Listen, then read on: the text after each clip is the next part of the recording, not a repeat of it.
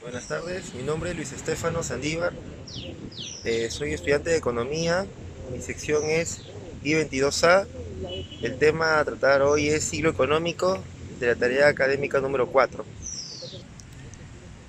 ¿Qué cosa es el ciclo económico? Bueno, son expansiones que existen en las diversas ramas de la economía, seguidas de recesiones y recuperaciones, que dan lugar a una fase de expansión del siguiente ciclo. El ciclo económico está dividido en cuatro fases: el auge, la recesión, crisis y recuperación. Bueno, el auge es toda actividad económica que se encuentra en una fase de bienestar máximo, desarrollo y esto se puede decir que es el punto más alto de la producción. ¿Qué es la recesión o desaceleración o fase de contracción? Es la reducción de la producción, en otras palabras, son la disminución de la inversión, el consumo, la producción y el empleo. Después hablamos de la crisis, el fondo o depresión. Es el punto más bajo, ¿no?, del ciclo económico. Es la fase conocida como la tasa más alta de desempleo. Aquí es donde se generan nuevas inversiones para que se reactive la economía. Por último tenemos a la recuperación, eh, bueno, que vemos un panorama económico, ¿no?, que ahora comienza a mejorar, ya que se ve un cambio sustancial en el crecimiento económico. Para detectar estas fases tenemos tres indicadores, que son los indicadores adelantados, los indicadores coincidentes y los rezagados. Hablemos del primero, que son los indicadores adelantados. Bueno, nos sirven para anticipar lo que va a pasar en meses, ¿no?, con anticipación. El problema que hay en estos indicadores es que se basa meramente en, en las opiniones y percepciones, como por ejemplo indicadores de índice de gestores de compra, ¿no?, como los tienen algunos gerentes en algunas empresas.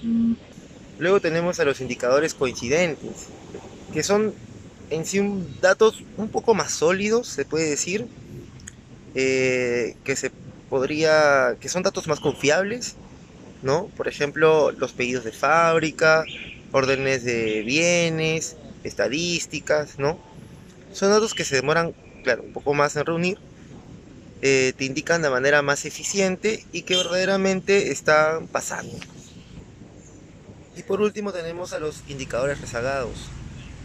Son los datos más sólidos que existen, los que te dicen lo que está pasando en la economía actualmente. Uno de ellos podríamos poner el ejemplo del PBI, ¿no? El problema con estos datos es que tienen demasiada información, ¿no? Y son muy difíciles de calcular.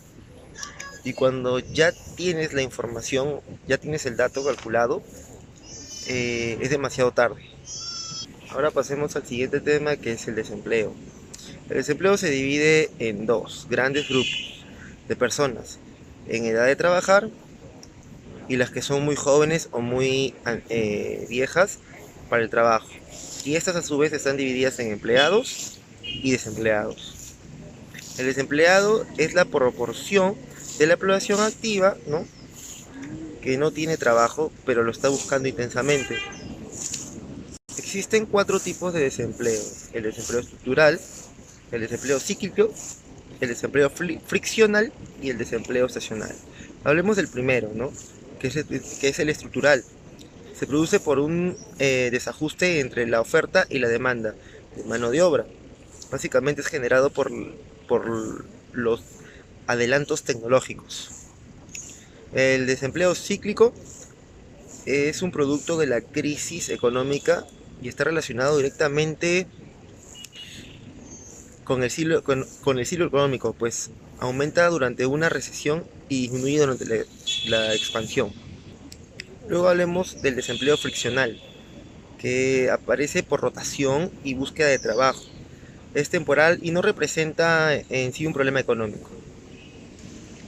Y por último tenemos al desempleo estacional, que es un paro que se produce en una época del año, determinados ejemplos, ¿no?, como la agricultura, cosechas, vacaciones, ¿no?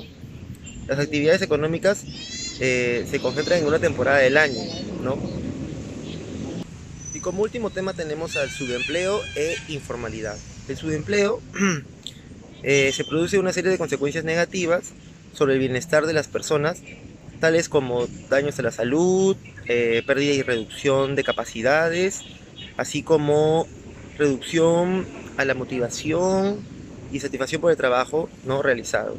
Estas se dividen en dos: en empleo horario o visible, es donde las personas trabajan menos horas de las que deberían trabajar y de forma parcial pero involuntaria, y subempleo por competencias o invisibles, ¿no? Las personas realizan trabajos inferiores a sus capacidades.